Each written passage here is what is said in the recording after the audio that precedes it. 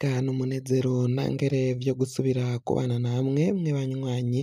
bakunzi bacu mubandanya kudukurikirana, abadukurikira muherereye mu bihugu vy'amakungu ya kure, abari hirya n'ino mu bihugu vyo ku mugabane w'Abanyamerika, mwese mudukurikira muherereye mu bihugu vy'ibibanyi, abadukurikira muherereye ngaha mu Burundi mu ntara, amakomine, imitumba, ubucimbiri, imisozi bigiye bitandukanye, bivanye naho buri umwe wese adukurikirana aherereye. Mwese ndabahaye kaze. Fyonda subscribe niba ukoresha ururimi rw'icongereza canke niba ukoresha ururimi rw'igifaransa, fyonda sabone, hama uraca uja ngaha iburyo urafyonda no kwa kantu kameze nk'agakengeri, amakuru, ibiganiro dutoza umwanya ku mwanya bizaje bigushikira aho uzoba uherereye hose kw'isi. Amakuru y'umugoroba, amakuru agezweko ariko aravugwa ngaha mu gihugu cacu Burundi, amakuru atandukanye ariko aragenda avugwa mu bisata vy'ubuzima bugize igihugu cacu c'Uburundi. Abashikirizamanza baratangaza ko sentare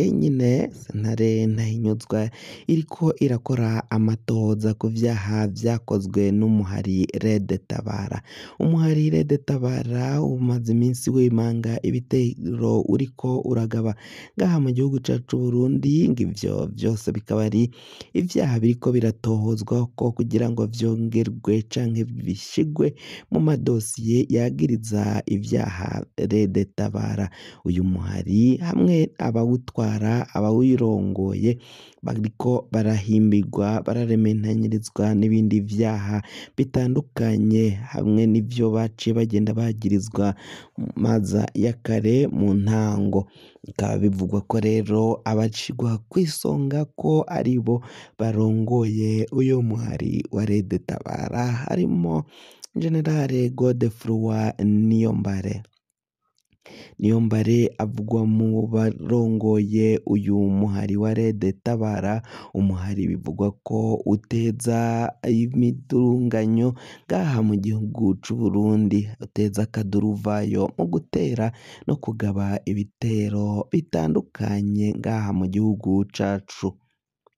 Amakuru akaba abategetsi b'u Burundi babandanya kwemeza ko uyo aramutswa umuhari wa Red Tabara abarizwa mu gihugu kibanyi c'u Rwanda.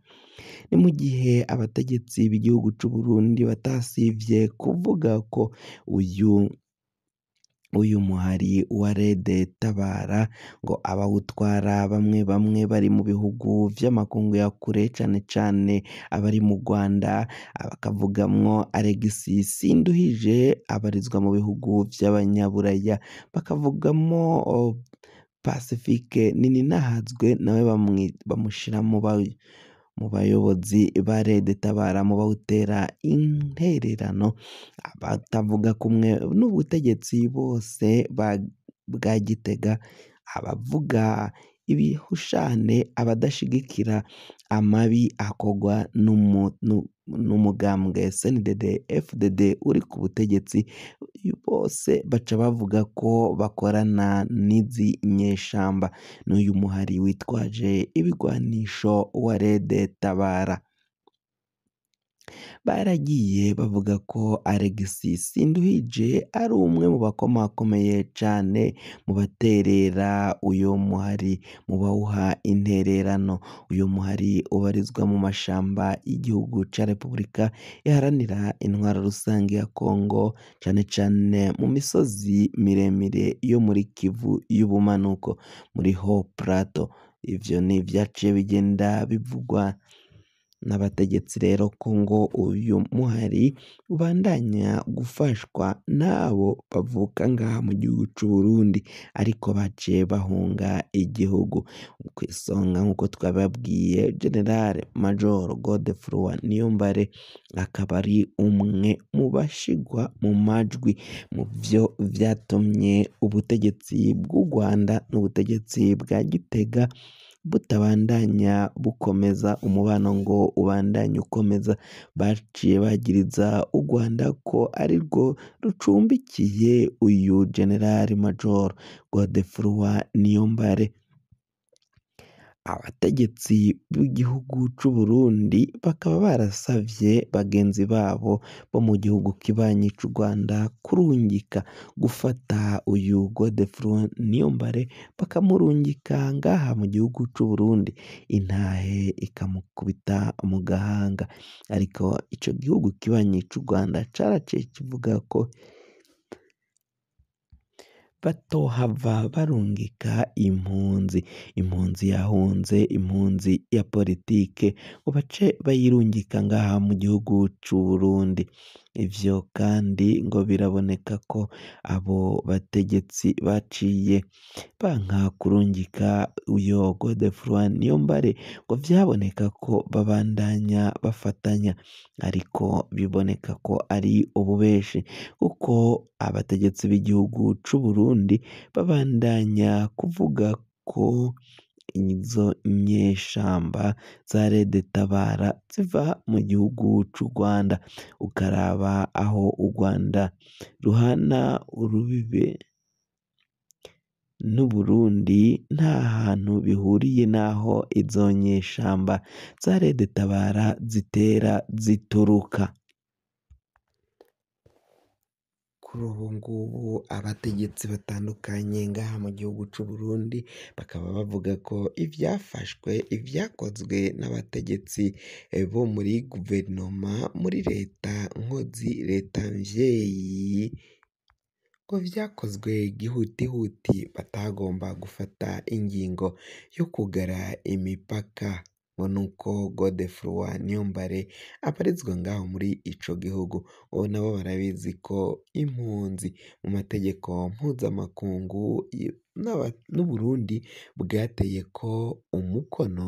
nta mpunzi ya politike ifatwa ngo ijanwe mu gihugu yaje ivamwo. Ivyo nivyo vyatumye rero igihugu kibanyi c'u Rwanda kibandanya gukingira abo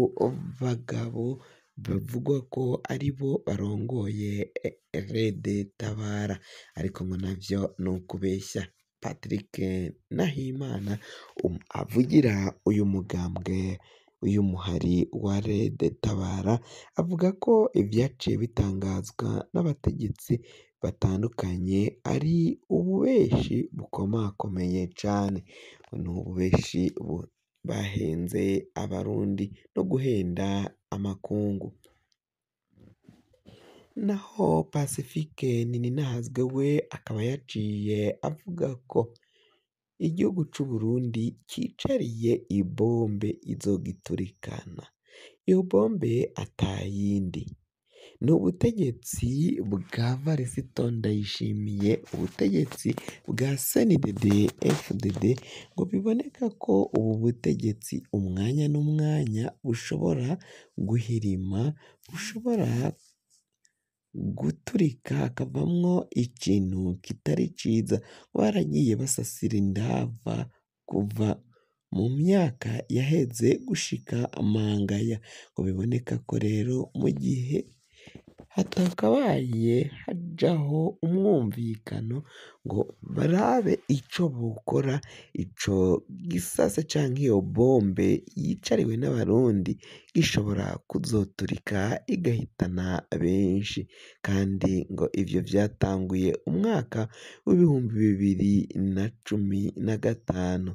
niho vyaciye bitangura. Ivyo rero ngo biraboneka ko umwaka n'umwaka igihe n'igihe ngo bishobora guturika iyo bombe igasambuka, hama abenegihugu batandukanye bakaba bohasiga ubuzima ngaha nk'uko biriko biragenda bitangazwa na Pacifique Nininahazwe, akaba we atabona ko ivyo ngo bahora bavuga ivyo bahora basemerera babwira abarundi n'abene Burundi ivy'iyi ntwaro ya CNDD FDD, intwaro ishobora kuzobashikana ahantu habi cane. Kugira ngo amakuru mwene nkaya aza gushikira wafyonda subscribe niba ukoresha ururimi rw'icongereza canke niba ukoresha ururimi rw'igifaransa ugafyonda sabone, hama uraca irya ngaha iburyo ugafyonda no kwa kantu kameze nk'agakengeri, amakuru, ibiganiro dutoza umwanya ku mwanya bikazoja